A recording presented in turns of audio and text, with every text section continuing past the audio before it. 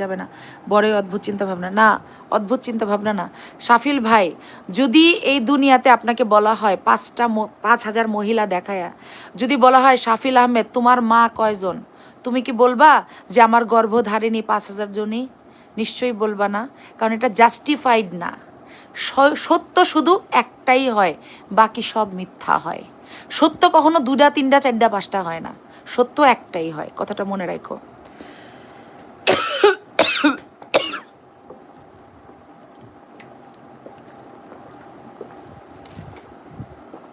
ওই 4,200 ধরো তোমার মা, তার ভিতরে ধরো ইসলাম একটা, হ্যাঁ, তাহলে বাকি 4,199 হচ্ছে তোমার মা না, কারণ তারা তোমাকে গর্ভে ধারণ করেনি।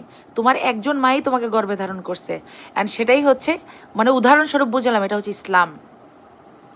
হ্যাঁ, 4,200 ধর্মই সত্য হবে, এটা কিভাবে জাস্টিফাইড হয়? সত্য কখনো 4,200টা হয়? হ্যাঁ, শাফিল তোমাকে বললাম তোমার বাবা কয়জন, 5,000 মানুষজনকে দেখিয়ে তুমি কি 5,000 লোককে বলবা যে 5,000 লোকই আমার জনক, আমার ওরসজাত, আমাকে তারও ওরসে আমি জন্মগ্রহণ করছি 5,000 জনেরই? এটা জাস্টিফাইড? এখন তুমি চিন্তা করে বলো যে ধর্ম 4,200 কেন, 4,200,000 যদি হয়, 4,200,000 যদি হয়, তারপরও আমি মুসলিম, আমি বলবো ইসলামই একমাত্র সত্য ধর্ম। ইসলাম ছাড়া কোনো সত্য বা হক ধর্ম নাই। বুঝতে পারছো? সবাই চ্যানেলটা সাবস্ক্রাইব করে দিবেন।